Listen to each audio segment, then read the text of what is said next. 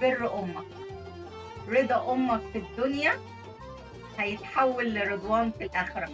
صدقوني كنز بر الوالدين ما بيضيعش إلا بعد موت. الخير اللي انت عايش فيه وهم عايشين ما يجيش واحد على مليار بعد موتهم وهم راضيين. اتصالها بيك وكلمة أمي على موبايلك نعمة ما يحسش بيها غير اللي أمه راحت منه. والله لو الواحد بلغ سنه 80 سنة ما عندوش أمنية في الحياة غير إن ترجع أمه. اسألوا كبار السن والأيتام، اسألوا من فقد أمه. والله بموت أمهاتنا بتضيق علينا البيوت حتى لو كانت واسعة. صدقوني بينادي منادي من السما بيقول ماتت اللي كنا بنكرمك عشانها. أنا وأنت